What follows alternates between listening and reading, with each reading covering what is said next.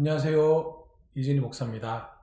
눈으로 보고 귀로 듣는 큐티 하이델베르크 교리문답 5번째 시간을 갖도록 하겠습니다. 오문입니다. 당신은 그 모든 계명을 완전히 지킬 수 있습니까?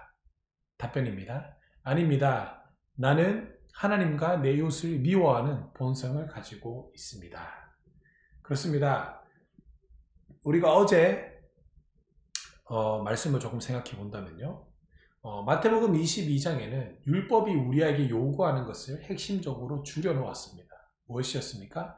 하나님을 사랑하는 사람은 내 이웃을 내 몸과 같이 사랑할 수 있다는 것입니다. 여기에 있어서 하이델베르크는 또다시 질문합니다.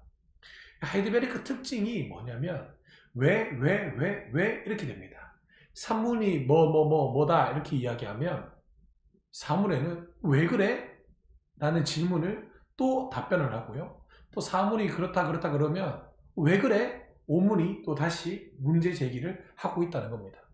그래서 하이델베르크는 계속해서 퀘션 마크를 달고 있다는 겁니다. 왜? 아는 것이 힘이다 라는 말씀이 있습니다. 여러분들 완전히 알고 있어야 분별력을 가질 수가 있다는 것입니다.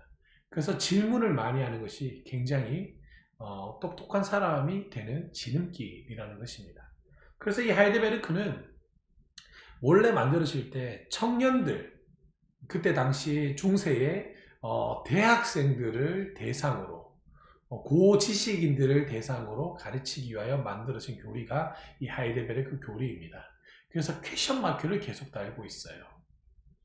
어떠한 선생님께서 웨스트민스터 교리문답과 하이델베르크 교리문답의 차이점이 무엇입니까? 라고 물어본 적이 있는데요. 간단합니다. 웨스트민스터는 그 핵심 주제가 성경이 무엇인가에 대해서 이야기하고 있습니다. 왜 성경이 우리에게 필요한지를 이야기하고 있는 거죠. 하지만 하이델베르크는 주제가 사람에게 있어서 참된 위로, 위안이 무엇인가라는 그 주제를 가지고 시작하고 있다는 겁니다. 왜 그럴까요? 아까 제가 이 대상이 누구라 그랬죠? 고지식을 가지고 있는 청년이라 그랬습니다. 청년들에게는 지식을 추구하고자 하는 마음이 있습니다. 그래서 왜라는 퀘션 마크가 날마다 붙는다는 것이죠. 자, 5문 한번 볼까요? 당신은 그 모든 계명을 완전히 지킬 수 있습니까? 그 모든 계명이 무엇이었습니까? 마태복음 22장에 기록한 하나님을 사랑하는 자는 내 이웃을 내 몸과 같이 사랑하라. 이것이 바로 율법이 말하는 핵심이었다는 거죠. 그렇다면 이 계명을 완전히 지킬 수 있느냐라고 묻고 있다는 겁니다. 답변이 재밌습니다. 아닙니다. 나는 하나님과 내 이웃을 미워하는 무엇을 가지고 있다고요? 본성을 가지고 있다는 것입니다. 이 본성이라는 것은 뭘까요? 내가 태어날 때부터 가지고 있는 겁니다. 그럼 내가 태어날 때부터 무엇을 가지고 있다는 것일까요? 하나님과 내 이웃을 미워하는 것을 가지고 태어난다는 것입니다.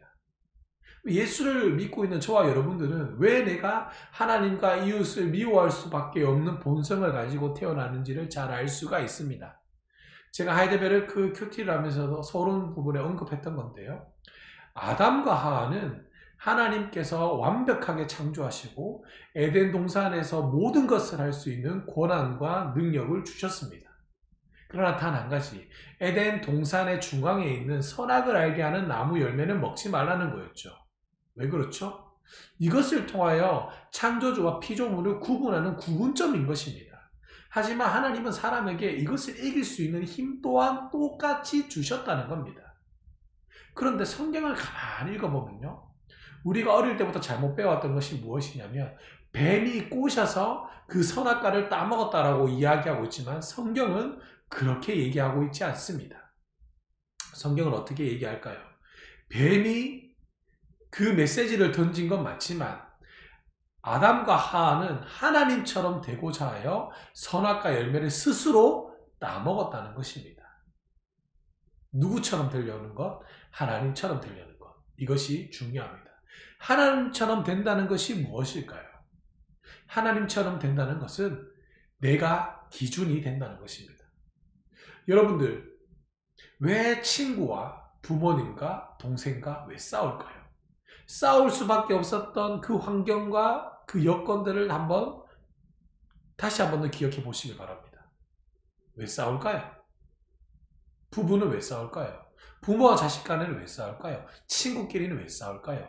내 말은 맞고 네 말은 틀리다는 겁니다. 그 말은 내가 곧 기준, 내가 곧 하나님이기 때문에 내 말이 맞다는 겁니다. 그런데 이 내 말이 맞는데 여기에 동의를 해주지 않으면 싫다는 거예요. 그래서 싸우는 거죠. 예를 들어 볼까요?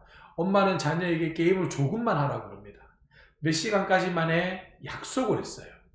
자식이 응이라고 얘기했지만 그 시간이 지나도 게임은 멈추지 않습니다. 왜죠? 내가 생각하기에, 이 어린아이가 생각하기에 그 시간이 짧다는 겁니다. 그건 내 기준이죠. 아이의 기준이죠. 하지만 어머니의 기준은 1시간이라는 그 시간을 줬음에도 불구하고 어겼기 때문에 어머니의 기준에 어긋난 거죠. 그렇기 때문에 싸울 수밖에 없다는 겁니다.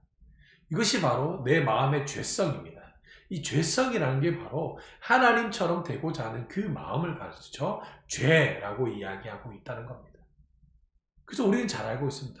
그래서 하이데베르크는 묻는 겁니다. 당신은 그 모든 계명을 완전히 지킬 수 있습니까? 아니죠. 못 지키죠. 왜냐하면 내 본성이 하나님과 내 이웃을 미워하는 본성을 가지고 있기 때문에 그렇습니다. 이 말은 뭐냐면 내가 죄를 갖고 있다. 그렇다면 죄는 뭐죠? 아까 제가 말했던 하나님, 내가 기준이 되는 겁니다. 내가 하나님이고 내가 기준이 되는 거니까 하나님도 싫고 하나님이 이웃을 사랑하라라고 말했던 그 말조차도 싫다는 겁니다. 우리 사랑하는 선생님, 또 부모님, 또 어린이 여러분들, 이 말씀을 잘 기억하시기 바랍니다. 내가 왜 죄인일 수밖에 없느냐? 내가 왜 하나님 말씀을 못 지킬 수밖에 없느냐? 본성이 그렇다는 것입니다.